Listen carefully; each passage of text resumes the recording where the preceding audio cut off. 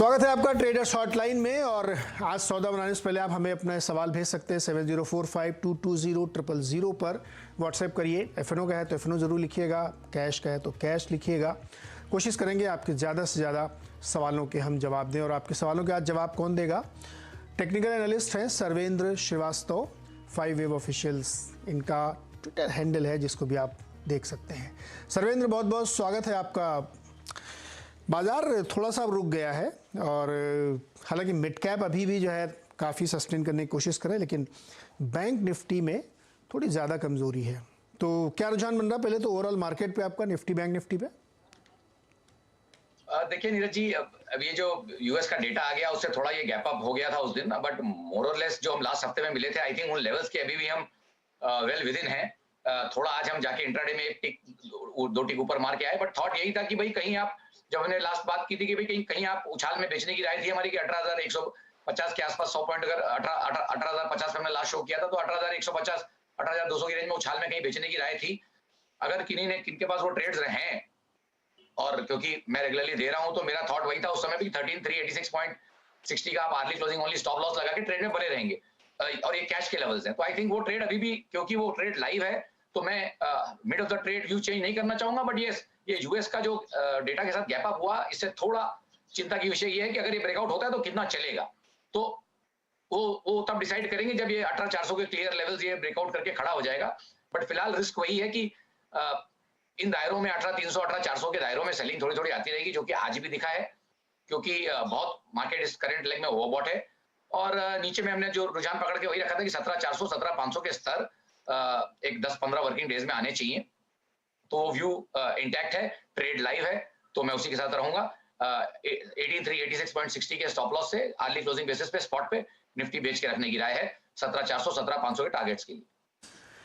Okay, तो Nifty और bank Nifty का रुझान ये बन रहा है। और अभी अपने जो पुराने पिछले हफ्ते की इनकी ब्रॉडर कॉल थी कि 18,300 के आसपास थोड़ा आपको अलर्ट होना चाहिए, बिल्कुल उसी कॉल पे अभी भी ये कायम है। और टाई का कलर हालांकि थोड़ा सा इन्होंने ब्राउन किया है, लेकिन अभी भी वो रेडिश टाइप का ही बना हुआ है। चलिए सवाल जवाब का सिलसिला शुरू करते हैं।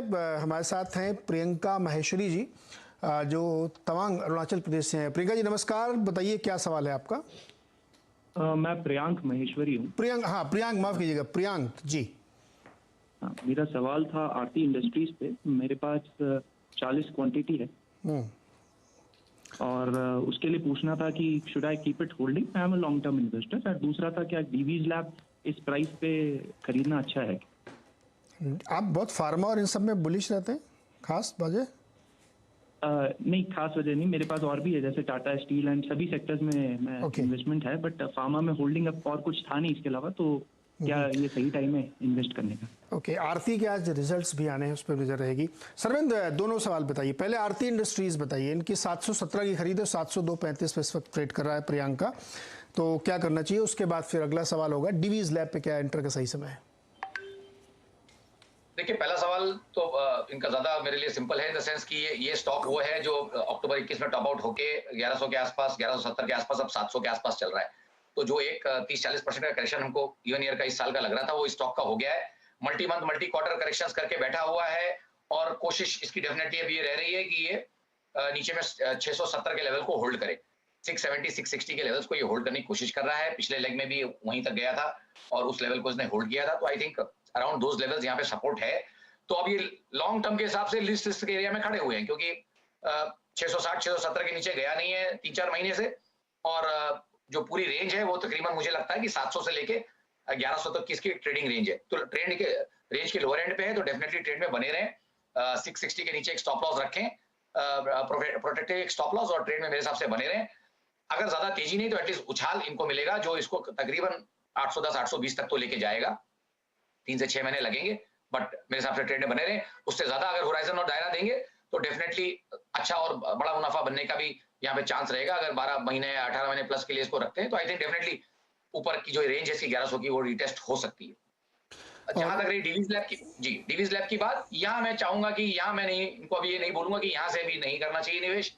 आई थिंक इसको थोड़ा टाइम दें। अभी फ्रेश एक पैटर्न का ब्रेकडाउन हुआ है, अब वो पैटर्न फेल होगा। बड़ा पैटर्न है, लास्ट 1.5-2 साल से बना है, जिसको हम एक बेरिश हेड एंड शोल्डर बोलते हैं। उसकी नेकलाइन ब्रीच हो गई है लास्ट 2-3 दिन में। वॉल्यूम्स भी अच्छे हैं, तो डेफिनेटली यहाँ से इनको लेने की तो बिल्कुल राय नहीं है। इनके रुझान में है तो वेट कर लें, थोड़ा 1-2 महीना इसको दे दें और इस एरिया में कैसे ये बिहेव करता है उसके बाद डिसाइड करें क्या करना है डीवीएस लैब में। ओके, तो दोनों पे आपको राय मिल गई है। प्रियंक, आप आरती इंडस्ट्रीज पे ध्यान रखिए, चूंकि रिजल्ट है इसलिए हो सकता है थोड़ा बहुत वोलेटाइल रहे, तो इससे बहुत घबराने की जरूरत नहीं है, क्योंकि नतीजों के आसपास ऐसे मूवमेंट्स आ जाते हैं। सरवेद, एक चीज़ आपने कही कि ये नेकलाइन है हेड एंड शोल्डर पैटर्न में, जो नेकलाइन टूट गई, मतलब ये कि शोल्डर के ऊपर गर्दन है, उसकी गर्दन टूट गई क्या? क्या ये जरा समझाइए, पैटर्न होता क्या है? जी जी नीरज जी, देखिए बेसिकली हेड एंड शोल्डर एक पैटर्न ये है, टेक्निकल एनालिसिस जो सब्जेक्ट है वो बिल्कुल मानव ह्यूमन बिहेवियर के ऊपर है और बहुत सारी चीजें डे टू डे लाइफ से ली हुई हैं। जो नाम और जो पैटर्न्स के नाम है वो बड़े डे टू डे लाइफ से, तो उसका मतलब यही है कि जैसे हमारे ये 2 शोल्डर है और हमारा एक हेड, तो ये पैटर्न ऐसे बनता है, हेड एंड शोल्डर पैटर्न इसको बोलते हैं। उसकी ये जो नेकलाइन कॉलर बोन हमारी होती है तो उसको हम नेकलाइन बोलते हैं।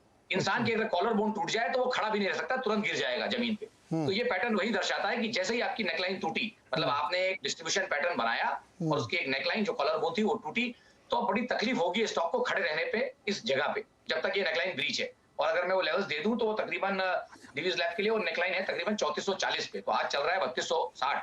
तो ऑलरेडी ये दिख रहा है कि वहां से वीकनेस है, वहां से सेलिंग है, पैटर्न्स को जो फॉलो कर रहे हैं वहां पे सेलिंग रही है, वॉल्यूम्स आए हैं। अब इस पैटर्न का टारगेट भी लॉजिकल काफी नीचे है, तो मेरे हिसाब से, मेरे ख्याल से ट्रेड में अभी किसी को लेना है तो इनफैक्ट यहाँ पे तो ताजा शॉर्ट का ट्रेड है। नेकलाइन का पुलबैक मिले 3400 की तरफ तो बेचिए। मेरा मानना ये है कि हम इसको एज अ रेफरेंस ट्रेड बात कर रहे हैं कि ये भाई ये नीचे में कहीं नीचे में आपको 2750 2800 के लेवल्स दिखाएगा कंजर्वेटिव बेसिस पे, और टारगेट पैटर्न्स अगर पूरे आएंगे तो और भी नीचे जाएगा। तकरीबन अगर मैं हेड एंड शोल्डर का टारगेट अभी उठाऊं मोटा मोटी, तो मेरे को लगता है कि एग्जैक्ट मेरे पास अभी सेटअप नहीं है मेरे स्क्रीन पे, बट मुझे लगता है कि 2100-2200 के भी स्तर यहाँ नीचे में खुले हैं। तो मैं किसी को डरा नहीं रहा हूँ, पैटर्न जो दर्शा रहा है वो मैं बोल रहा हूँ। लोग बोलते हैं आप डराते हैं, मैं डरा नहीं रहा हूँ। पैटर्न ये बोल रहा है कि नेकलाइन टूटी है, हेड एंड शोल्डर टूटा है, उसका टारगेट तकरीबन 2100-2200 तक आएगा। बट फिलहाल किसी को शॉर्ट करना है तो 3400 का 3350 की 3400 के बाउंस में शॉर्ट करें, और मेरे टारगेट अभी इनिशियली 2750 के रहेंगे। तो किसी को शॉर्ट करना है तो 3350 के आसपास करें और 3500 के ऊपर स्टॉप लॉस रहेगा जी, और नीचे आपको यहाँ पे टारगेट्स मिलेंगे। ये पूरी चर्चा हेड एंड शोल्डर पैटर्न और नेकलाइन को समझने के लिए थी। आप इसको बिल्कुल उसी लिहाज में लें, एजुकेशनल पर्पज से मैंने पूछा था, एकदम अप्लाई ना करें जैसा कि सरवेन करें कि आपको इमीडिएट टारगेट दूसरे हैं। लेकिन ये बीच बीच में मैं ऐसे सवाल जरूर पूछता हूँ जिससे कि आप थोड़ा सा ज्ञान अर्जित भी कर रहे हैं और चार्ट देखने की आपको समझ भी डेवलप हो। चलिए अगला सवाल लेते हैं। मोहम्मद फैजल झांसी से हमारे साथ जुड़ रहे हैं। फैजल, बताइए क्या सवाल है आपका?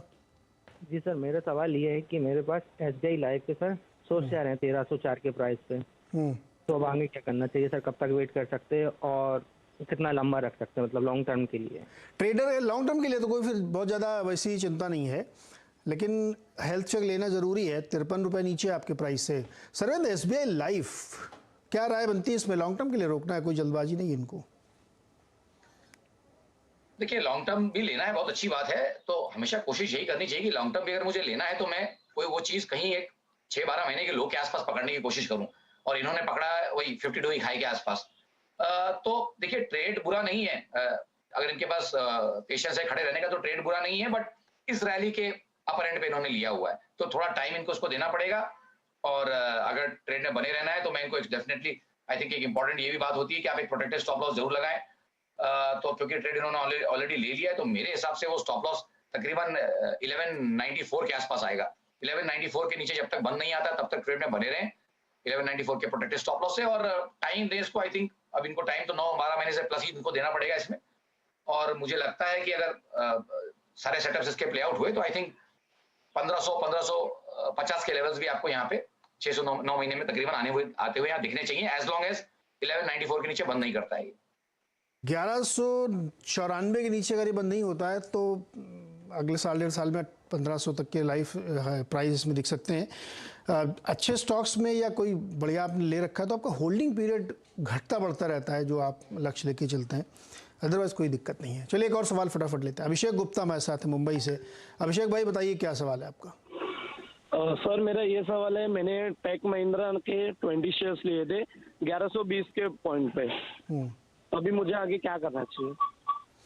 1120 पर टेक महिंद्रा। सरविंद, IT स्टॉक्स अंडर परफॉर्मर रहे हैं जी, क्या करना चाहिए इनको? बने रहें इस पे कि निकलें, क्या करें? देखिए एक इनके लिए अच्छी न्यूज भी ये है कि भाई 980 के नीचे 970 980 के नीचे भी बहुत ज्यादा गया नहीं है। लास्ट अगर मैं देखूं तो लास्ट जून के बाद से बहुत ज्यादा उसके नीचे नहीं गया। एक आध स्पाइक आपको छोटे मोटे दिख जाएंगे, बट 970 980 के नीचे बहुत ज्यादा गया नहीं है। और ऊपर में जो ऊपर की रेंज है वो तकरीबन 1150 की है। तो अब यही है कि इनके अगर यही रेंज ट्रेड हुई तो इनके टारगेट एक बार जरूर ऊपर में इनके कॉस्ट के ऊपर एक बार आ जाएगा, बट बहुत ज्यादा 1150 के ऊपर अभी इमीडिएटली ब्रेकआउट कर पाएगा ये लगता नहीं है। तो आई थिंक ऊपर जब ये उछाल में इनको मौका मिले तो यहाँ पे निकलने की कोशिश करें, क्योंकि आईटी में जो अंडर परफॉर्मेंस है वो मेरे हिसाब से थोड़ी डीप है और स्टॉक्स उतना शार्प बाउंस नहीं कर पा रहे जितना मार्केट कर रहा है। तो ये पहला एक संकेत है कि भाई ऑल इज नॉट गुड, और ये कहीं एक कंसोलिडेशन रेंज है जो कि फाइनली नीचे की तरफ टूटेगी। तो फिलहाल यही अज्यूम करके मैं बोलूंगा कि बाउंस में यहाँ से निकलने की कोशिश करें। बाउंस में निकलने की कोशिश करिए क्योंकि अभी भी कट्स हैं इसमें। नंद कुमार जी हैं चिंचवाड़ पुणे से हमारे साथ। नंद कुमार जी नमस्कार, सवाल बताइए अपना सर। गुड मॉर्निंग सर, मेरे पास एक्चुअली इरकॉन इंटरनेशनल के 400 शेयर्स है एट द रेट 49, तो क्या कर सकते हैं? सर इरकॉन में क्या करना चाहिए? 49 रुपये 10 पैसे पे इन्होंने खरीदारी की है, अभी तो थोड़ा फायदा हो रहा है इनको। नहीं देखिए, इसको लास्ट टाइम हमने डिस्कस किया था, अच्छा स्टॉक है, हमारे रेगुलर कवरेज में रहता है, तो टाइम टू टाइम हमारे भी इसमें ट्रेड्स रह सकते हैं। तो ये मैं डिस्क्लेमर दे दूं इनको क्लियरली, और डेफिनेटली इसमें इनको एक दूसरी राय लेनी चाहिए। जो लास्ट टाइम बोला था मैं वही बोलूंगा, मैं रोज रोज तो चेंज नहीं करता हूँ, सबको मालूम है। व्यू बनाया तो एक 3-6 महीने की कोशिश करता हूँ उसको होल्ड करने की। तो लास्ट टाइम जो बात यही हुई थी कि भाई ताजा ताजा बढ़िया वॉल्यूम लेड ब्रेकआउट हुआ है। अब ये अपनी कोशिश कर रहा है कि अपनी जो पूरी की पूरी रेंज है जो इसने तकरीबन लास्ट 2018 के बाद से बनाई है, उसके अपर एंड पे ये है। आई थिंक 53-54 के लेवल्स रहे हैं इसके ऊपर के, एक आध स्पाइक उसके ऊपर गया है, बट मैं देख रहा हूँ लार्जर टॉप्स जो इसके रहे वो 34 रुपए से लेके 53 रुपए के बीच में ये ट्रेड हुआ लास्ट 2.5-3 साल। अब ये पहली बार 53 रुपए को निकालने की कोशिश कर रहा है और उसके ऊपर खड़े रहने की कोशिश कर रहा है। तो व्हाई नॉट, मैं क्यों निकलूंगा यहाँ से? अगर मेरे पास ट्रेड है तो मैं बने रहूंगा और मैं कोशिश करूंगा कि अब ये 3 साल की रेंज का ब्रेकआउट होगा तो फटाफट 6-9 महीने में मेरे पैसे बनेंगे। तो मेरे हिसाब से ट्रेड में बने रहे, और डेफिनेटली अब आपको टारगेट देखना पड़ेगा, उसके हिसाब से स्टॉप लॉस ढूंढना पड़ेगा। तो मेरे हिसाब से इमीडिएट यहाँ पे मुझे लगता है जब रेंज ब्रेकआउट हो जाएगा तो 70 से 72 के टारगेट्स और 9-12 महीने से प्लस जिसका होराइजन है उसके लिए मेरे हिसाब से ये स्टॉक 90 to 100 भी जाएगा। तो उतने जब लंबे आपने दायरे ले लिए तो स्टॉप लॉस थोड़ा मेरे हिसाब से वाइड लगाना चाहिए यहाँ पे, और मेरा स्टॉप लॉस आएगा तकरीबन 45 रुपीज के नीचे। तो 44-40 का एक स्टॉप लॉस अगर आप लगा सकते हैं इसमें, तो मैं आपको टारगेट और दायरे भी बड़े दे रहा हूँ। 44-40 का एक स्टॉप लॉस और फर्स्ट टारगेट 70-72, सेकंड टारगेट 90-100। इसके लिए आप इसको रखें 9 से 12 महीने के लिए मिनिमम। से 12 महीने के लिए इरकॉन रखें और इसमें ऊपर जा सकता है। डिस्क्लोजर है इसमें, इसलिए आप एक राय और ज़रूर ले लीजिएगा कोई भी इसमें ट्रेड इनिशिएट करने से पहले। चलिए अगला स्टॉक लेते हैं। संजय कुमार हमारे साथ जुड़ रहे हैं पटना से। संजय जी नमस्कार, सवाल पूछिए अपना। हेलो जी जी, गुड मॉर्निंग सर। जी गुड मॉर्निंग सर, हमारे पास कमेंस इंडिया का नवंबर का 1380 रुपया का वो कॉल ऑप्शन है। तो सर हमने एक्सपर्ट एडवाइस से ही लिया था, वो 10 तारीख को मानस जायसवाल सर के अकॉर्डिंग वो 55 रुपए के टारगेट के लिए। ओके तो सर अभी सर वो लॉस में जा रहे हैं, और ये सर 15 रुपए के आसपास चला गया था 11 तारीख को। तो इसमें क्या करना है? एग्जिट करना है, होल्ड करना है? ठीक। सर्वेंद्र, कमिंस इंडिया की इन्होंने 32 रुपए पे 1380 वाली कॉल ली है और इस वक्त चल रहा है कितना, 24-25 रुपए के आसपास। क्या करना चाहिए इनको? देखिए आई थिंक स्टॉप लॉस भी इनको सुझाया गया होगा। स्टॉप लॉस तो डेफिनेटली लगाना पड़ेगा। ऑप्शन प्रीमियम पे तो मैं हमेशा बोलता हूँ कि टाइम वैल्यू पे मेरा हमेशा ये रहता है कि भाई आप खाली खड़े रह गए और व्यू नहीं आया उस महीने में, अगले महीने में आया तो आपके पूरे प्रीमियम चले जाते हैं। नो डाउट स्टॉक के ब्रेकआउट्स अच्छे लग रहे हैं, लेकिन वो टाइम ले रहा है, और अब टाइम वो कंसोलिडेशन में जो ले रहा है उसकी वजह से इनको मार पड़ रही है। थॉट मेरा भी यही है कि ब्रेकआउट अच्छा है, पैटर्न्स भी ओवरऑल बुलिश बन रहे हैं, बट टाइम हमारे हाथ में नहीं है। आई थिंक ये जो कंसोलिडेशन इसका चल रहा है तकरीबन 1310 से लेके ऊपर में 1375 तक, तो आई थिंक 1310 1375 का एक रेंज है। इसका ब्रेकआउट का तो वेट करना पड़ेगा, वहीं उसके बाद इसमें मोमेंटम आ जाएगा मेरे हिसाब से। तो फिलहाल मेरे हिसाब से अगर ट्रेड में है तो मेरे हिसाब से बने रहें। एक 5-7 रुपए का करंट भाव से जो भी है ऑप्शन में मेरे ख्याल से, और एक 7-8 रुपए नीचे एक स्टॉप लॉस रखें, और ट्रेड में फिलहाल तो बने रहें क्योंकि ओवरऑल पैटर्न्स तो ठीक लग रहे हैं, तो शायद पैसे इनके बन जाए इसमें। एक बात और ध्यान रखें, जो भी लोग ये शो देख रहे हैं, दर्शक लोग, हमारे दोस्त लोग, कि ऑप्शन ट्रेडिंग में ना अगर बहुत तेज मूवमेंट ऊपर नीचे आइदर साइड का नहीं होता है ना, तो फिर पैसा बनता नहीं और आप टाइम डिके में अपना प्रीमियम लूज करते हैं। बिल्कुल सर, मैं हमेशा यही बोलता हूँ। तो इसलिए जब भी आप लें तो बहुत स्ट्रिक्ट स्टॉप लॉस लगाएं, पता लगा धीरे धीरे धीरे धीरे उसी तारीख को उसने टारगेट अचीव भी कर लेगा, वो कोई फायदा नहीं हुआ, क्योंकि ये ऑप्शन का ये थोड़ा खेल है कि इसमें तेज मूवमेंट होना चाहिए तभी पैसा बनेगा आपका। तो खैर अभी इसमें जो सुझाव है आपको 3-4 रुपये 5 रुपये नीचे का स्टॉप लॉस लगा के आप देखिए, अगर मूव आता तो आपका पैसा बन जाएगा, नहीं तो आपको स्टॉप लॉस स्ट्रिक्टली फॉलो करना पड़ेगा। अच्छा, ऐसा ही एक सवाल ज्योति का जिन्होंने ट्विटर भेजा, उन्होंने 18,400 की कॉल ली है, 1 दिसंबर की एक्सपायरी लिख रही है 228 पर निफ्टी की, क्या कर रही है? देखिए, इनको तो राय मैं वही दूंगा जो मेरे ओवरऑल व्यू है कि भाई 18,400 के ब्रेकआउट के ऊपर क्लियरली सस्टेन करेगा तभी मोमेंटम पकड़ेगा। तो बात वही हो गई कि ये भी टाइम वैल्यू में अपने पैसे डीके करते रहेंगे।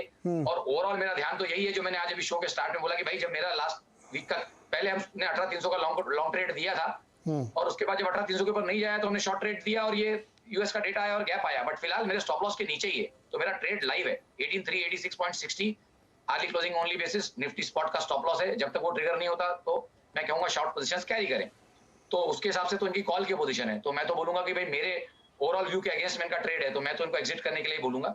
मेरे हिसाब से तो चांसेस ये है कि बाजार एक बार यहाँ से नीचे जाएगा और ऊपर नहीं जाएगा। Okay, quickly stop loss intact है, जब तक मेरा स्टॉप लॉस इंटैक्ट है। हाँ, स्टॉप लॉस जरूर ध्यान रखना चाहिए इस तरीके से। स्टॉप लॉस गया, ट्रेड गया, व्यू गया, लोग क्लियरली समझ लें अगर हम शो पे नहीं आ पा रहे हैं किसी कारण से, कोई पर्सनल इमरजेंसी भी है, 20 दिन हम नहीं आए, लेकिन जो स्टॉप लॉस देके गए हैं पिछला वो लगाइए, क्योंकि नया व्यू तो आपको आने के बाद ही मिलेगा। बहुत सारे लोगों को ये बात तकलीफ ये हुई है कि 20 दिन का गैप हो गया तो लोग बोलते हैं तो उसमें निफ्टी 700-800 पॉइंट चल गया। तो अब वो आपको जहां पे भी है, अगर पिछला भी कोई ट्रेड लिया आपको स्टॉप लॉस लगाना है, अगर आप एनालिस्ट को फॉलो कर रहे हैं। Trade valid till stop loss target meets, बात खत्म। एग्जैक्टली सिंपल फार्मूला है, इसमें सर्वेन की दोबारा सुनने की जरूरत ही नहीं है। जब आपको पूरी दवा दे दी गई 3 दिन तक खानी है इसको, तो आप उसको इंतजार थोड़ी करें कि 6 दिन खाएं कि 15 दिन खाएं। खैर चलिए एक और सवाल लेते हैं फटाफट। एसके भारद्वाज दिल्ली से हमारे साथ जुड़ रहे हैं। भारद्वाज जी नमस्कार, बताइए क्या सवाल है? सर नमस्कार, नीरज जी, सरवेंद्र जी को भी नमस्कार। मेरा पेट्रोनेट एलएनजी के बारे में है, 2016-17 से मैंने रखे हुए हैं 240 के रेट पे 90 शेयर। क्या मैं उनको सेल कर दूं या होल्ड करूं? लॉन्ग टर्म भी रख सकता हूं अभी भी, आगे भी, और ओरेकल खरीद लूं? ओरेकल के बारे में फंडामेंटल कैसा है? पहले तो ये पेट्रोनेट एलएनजी का मसला हल करते हैं। भाई पेट्रोनेट एलएनजी जो है 213-70 पे चल रहा है, 26 रुपये इनके प्राइस नीचे, उनको 2-2.5 साल हो गए होल्ड किए हुए। कब तक ये पेशेंस टेस्ट करेगा? देखिए, साइडवेज कंसोलिडेशन तो डेफिनेटली बहुत लंबा कर चुका है और बहुत लंबी ये रेंज इसकी रह गई है। तो एक्चुअली मैं तो खुश होता हूं अगर लंबी रेंज ट्रेड करने मिल जाए सर, तो ज्यादा पैसे बनते हैं, क्योंकि 208 से लेके 280 तक की रेंज रही है, 4-5 बार उसके अंदर बाहर गया है। लोअर रेंज पे आपने लिया, अपर एंड पे बेचा, तो भी आई थिंक लास्ट 2015 के बाद से 3 राउंड आप इसमें लगा सकते थे। 3 राउंड आपने लगा लिए तो 240 रुपए तो आपके खाली ट्रेडिंग में बन गए। भाव तो उसका आज भी 213 रुपए है। तो सबको यही समझाता हूँ कि अगर एक बड़ी रेंज मिल जाए और 2-3 साल ट्रेड करने मिल जाए तो उससे बढ़िया पैसे ट्रेंडिंग मार्केट में भी नहीं बनते। तो ये मैं इनको अभी यही बोलूंगा कि अब ये अपने रेंज के लोअर एंड पे है और अपर एंड इसकी 280 पे है, और ये इसकी एक नहीं 7 साल की रेंज है। तो 7 साल की रेंज के लोअर एंड पे तो बेचने की उनको मैं बिल्कुल राय दे ही नहीं सकता हूँ। तो मेरा थॉट ये रहेगा, भाई वेट करिए, पेशेंस रखिए, और बेचना है तो 270-280 के आसपास बेचिए, जिसके ऊपर ये लास्ट 7 साल से जा नहीं पाया डिसाइसिवली। एक आध स्पाइक आपको उसके ऊपर मिलेगा, बट उसके बहुत बाहर ज्यादा जा नहीं पाया। तो आई थिंक वो ट्रेडर बने रहे। आई थिंक 255-260 मैं लेवल्स करेक्ट कर दूं, 255-260 के वो लेवल्स हैं, 280 के नहीं है, तो उसके आसपास बेचें। 255-260 के आसपास इसको बेचने की कोशिश करें। अच्छा, ओरेकल बताइए चार्ट पे कैसा लग रहा है? OFSS, Oracle finance. जी देखिए, मल्टी मंथ करेक्शन यहाँ पे पूरा हो चुका है। एक अच्छा बढ़िया करेक्शन मुझे लग रहा है, multi month multi quarter correction यहाँ पे पूरा हो गया है, और तकरीबन अब मुझे लगता है कि एटलीस्ट एक अच्छा उछाल जरूर आएगा। कोई भी चीज सीधा वन स्ट्रेट लाइन में नहीं गिरती है, और हमारा भी कभी वो रुझान नहीं रहता। तो अब लगता है कि एक एटलीस्ट बाउंस तो ये देगा, और वो बाउंस उसको ले जाएगा 3500-3550 की तरफ। बट जब आप वो ट्रेड ले रहे हैं तो डेफिनेटली आपको यहाँ पे एक स्टॉप लॉस भी पकड़ के रखना है, और मेरे हिसाब से स्टॉप लॉस जो भी आएगा वो आएगा 2944 का एक स्टॉप लॉस रखे, और मेरे हिसाब से बाउंस में 3500-3550 के लेवल्स दिखाएगा। 1 से 3 महीने इसमें लगेंगे इस व्यू में। ओरेकल फाइनेंशियल देखिए एक साल में करीब 30% नीचे है ये, तो आईटी के साथ ये भी खूब ऊपर गया था, करीब 40-42-45 तक के लक्ष्य इसने देखे थे।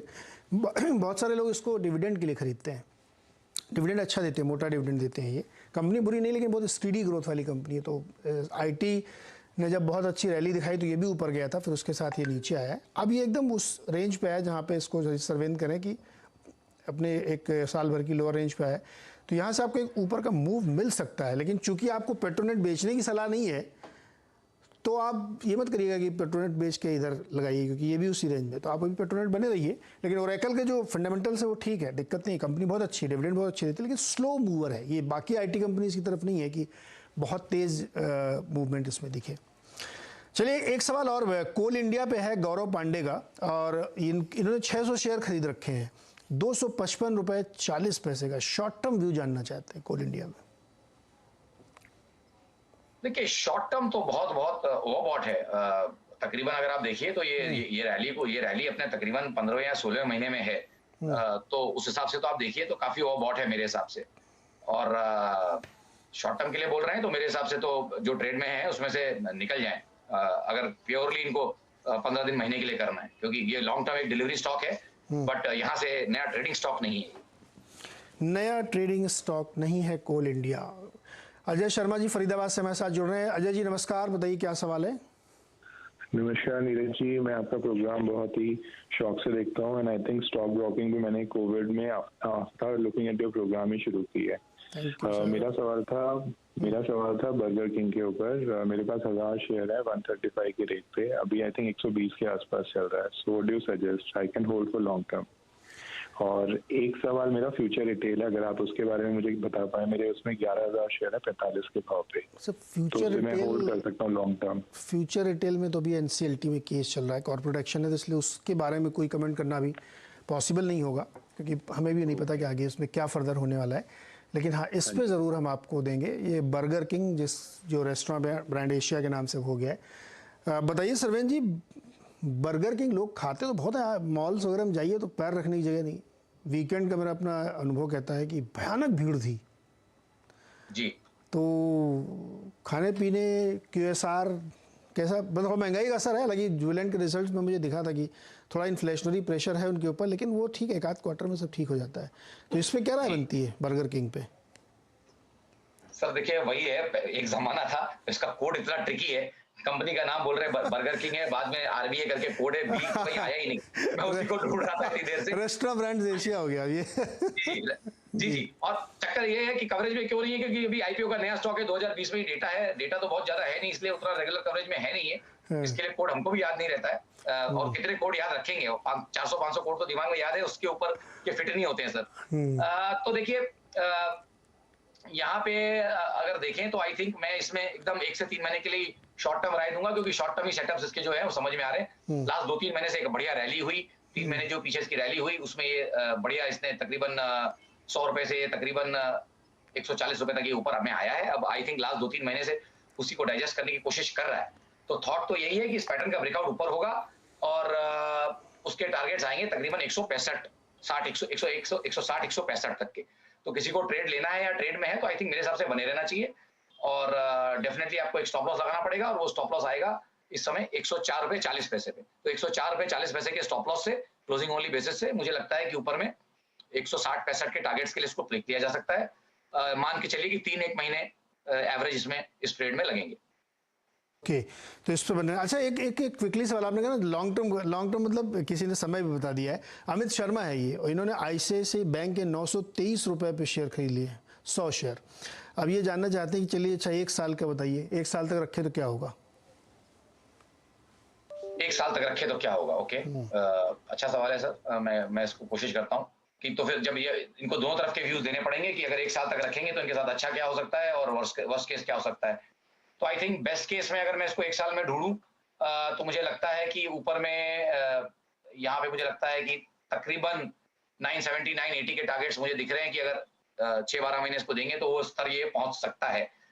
और वर्स्ट केस जो रिस्क में चल रहा है वो भी मुझे लगता है कि नीचे में अगर वर्स्ट केस में ढूंढूं तो 740-750 के स्तर भी आ सकते हैं। तो रिस्क रिवॉर्ड के कहीं बीचों बीच है, और बहुत ज्यादा यहाँ पे फ्रेश नया ट्रेड लॉन्ग टर्म के हिसाब से नहीं बन रहा है, क्योंकि दोनों तरफ तकरीबन ऊपर भी 100-110 पॉइंट है, नीचे भी मेरे हिसाब से यहाँ से तकरीबन 100-120 पॉइंट नीचे में भी जगह यहाँ पे है। बिल्कुल, तो ये आप मिड पॉइंट में ये ध्यान रखिएगा। और बैंक में मेरा एक ऑब्जर्वेशन है, मेरा कोई व्यू नहीं है, लेकिन बहुत सारे लोग बैंकिंग और फाइनेंशियल में बुलिश हैं। ज़्यादातर फंड मैनेजर्स, एक्सपर्ट सब हैं। तो जब एक कंसेंसस ट्रेड बनने लगता है ना, तो थोड़ा सा आपको सतर्क रहना चाहिए। मैं ये नहीं कह रहा हूँ कि ये कोई भी बैंक या कोई भी, किसी का नाम नहीं है मेरे उसमें, लेकिन ये एक बहुत बड़ी एक चिंता मेरे दिमाग में रहती है। कंसेंसस ट्रेड होने लगता है। ICICI बैंक मिड पॉइंट पे खड़ा हुआ है, दोनों राय आपको दी गई है कि होल्ड करेंगे लंबे समय तो कहाँ जा सकता है और नीचे भी कहाँ आ सकता है, इसको ध्यान रखिए। क्विकली एक सवाल और लेते हैं। सौरभ आगरा से हमारे साथ जुड़ रहे हैं। सौरभ बताइए क्या सवाल है आपका। हेलो, नमस्कार सर। जी बताइए। मेरे पास मजडॉग हैं 448 शेयर 666 पे, 448 पर मजगांव। आपको तो अच्छा पैसा बन रहा है भाई अभी तो। सर्वेंद्र, मजगांव डॉक 666 पे इन्होंने लिया थे और करीब करीब 150 रुपये पर शेयर बन रहा है इनका। बहुत मुबारकबाद इनको। और बात यही है कि ब्लू स्काई टेरिटरी में चल रहा है। डेटा यहाँ पे भी 2-2.5 साल का ही है, नया स्टॉक है और उसी ट्रेंड में क्लियर कट ऊपर ऊपर भागे जा रहा है।